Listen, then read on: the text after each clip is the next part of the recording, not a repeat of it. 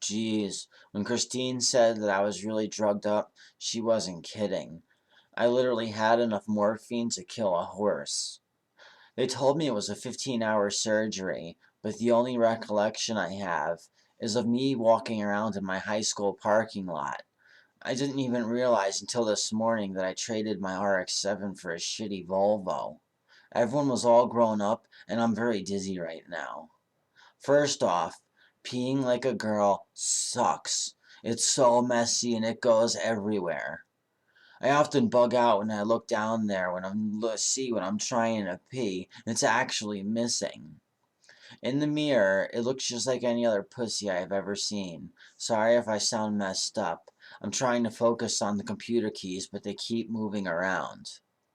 This morning, I even met a girl whom I'd met after surgery and reintroduced myself to her. Apparently, I had already introduced myself to her several times before. I'm currently relearning how to pee and eat again, not sure which is harder. Hospital food is so horrible. I ate only yogurt and milk for an entire week. I think it was a week. What day is it? Do we have Christmas yet? Oh, the food.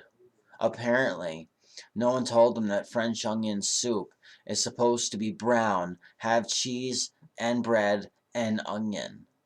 This is my first real day out of the hospital, and I couldn't even get up without taking 2 additional cc's of morphine and a double order of Valium to go. They were shocked I was even coherent after taking all that.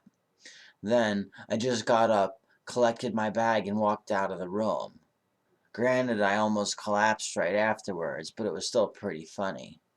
Oh, so the hospital food sucks. Thai food sucks. Thai hospital food will kill you. When I first got here, I was poked, probed, and stuck as they drew my blood, and that's pretty much the last thing I remember. It's so hot and muggy here, like 90-ish, and all the houses have porcelain roofs and lots of gardens. So many wild dogs here as well. I want to rent a car before I go. There's no speed limit and everyone drives around on motorcycles. Next week when I know where I am, I'm gonna go picture taking and shopping, but you might have to wait to see 'em since dial-up modem sucks, and I'll long since be healed before I even get the first picture uploaded. Dilating sucks. It's when you take a huge dildo and jam it in yourself for 2 hours a day. Very messy. Got to though, otherwise my hole could close up. It looks so real. I still can't even believe it. Maybe I really am still in high school, and this is all just a dream. This whole ordeal has been such a mindfuck. What else? It's pointless watching TV here. The only American things on are ancient slasher movies and horribly acted soap operas. I also hate having to learn conversions. Miles to kilometers, pounds to kilometers. I was 66 kilos when I got here, which I think is 2.2 pounds to 1 kilo. It's hard to stand for too long, and every time I sit, I have to do so on this little donut inner tube thing. Having boy parts was so much easier. I don't regret it, but it is an awful lot to get used to. Oh yeah, and like 50,000 people the other day died from that tidal wave. An 8.9 earthquake. Of course I didn't feel a thing because I was unconscious, but everyone was still calling to make sure I was still alive. The plane ride wasn't too bad. I got to watch Born Supremacy and a few other goodies. Also met a lot of cool people. No one cares about sex changers here. They're everywhere. There, I just turned the AC up to 20 Celsius, whatever that means. I think it makes it colder. As for my vag, I'm 6.5 inches deep. I told him that I don't care about depth because I'm a les, but no one seems to understand that concept here. Saporin said that I'm now more sensitive than a natural woman, and proved so as he grabbed my clit with a pair of tweezers. Lovely. Thank you so very much. At least it's cool meeting people from all over the world just like me. I'm gonna lay down for a bit. Keep emailing me and I'll respond to them as I get them. Just give me a few more days to recover. Well, I got yelled at by Saporn yesterday at my first checkup, only my second day alone. I was reading an erotic lesbo romance novel while dilating and decided to explore myself during the second hour. I told Saporn that I accidentally gave myself an orgasm. I mean, 3 of them. And he told me that I'm going to break it, keep my finger out of it, stop playing with my clit, I'm going to tear something. I tried posting last night after I got home from shopping. Apparently, I went shopping last night. I now have a shitload of new clothes. I hope I didn't spend too much. So about what I tried posting the other night, by accident, for real, while I was dilating, I was so totally messed up that I usually start with the smaller one and for the second hour switch to the medium dilator. Well, while switching to the medium one, when I put it in, I noticed that it slid in so much easier than the last time, and it didn't even hurt, so I wiggled it around some before realizing that I was dilating the wrong hole. I've also been having this recurring dream for someone from the forum telling me to get pizza down the street. It's the same nightmare over and over. And seeing as how I'm dying to eat something that actually looks like food, I had A order me a pizza. But there's a catch.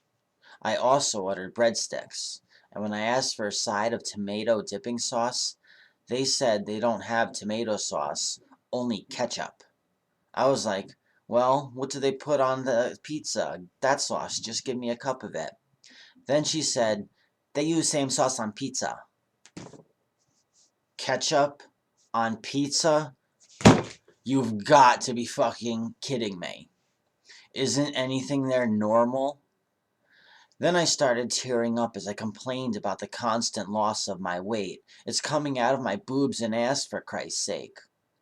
I finally finished up and managed to go to my bed, still in utter tears, and A was still on the phone waiting for my order. Yes, they make pizza, but with ketchup. They can even screw up pizza. It's just bread, cheese, and sauce.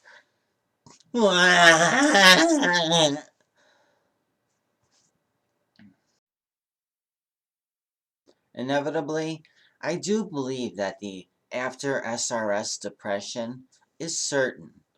It's caused by a loneliness while dilating in solitude for hours on end. It's caused from being somewhere where no one speaks English, so very far away from home. I finally met my match, and to top it all off, there are so many changes going on. Mental, physical, the realization of it all. It only takes but a single moment of looking around and not seeing someone to spark a tear for depression. I just want to be home with my family. Coming to terms with my life was not as easy as I made it seem. The story continues. Every morning is the same. I wake up and there's a flurry of shit to deal with that I apparently caused the previous night. Captain's log. Stardate 46321459832 rounded to the nearest star point decimal. Tomorrow morning, I will wake up with something I've never had before, and I will not remember where it came from. Why does my stomach hurt? I thought only my crotch had surgery. Tomorrow morning, I will wake up with this.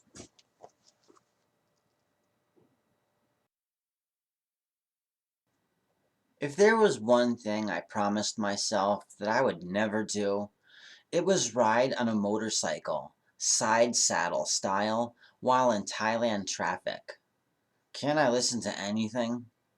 Apparently not, since that's how I got back to my room yesterday after a vague memory of getting a 2-hour, fully nude oil massage.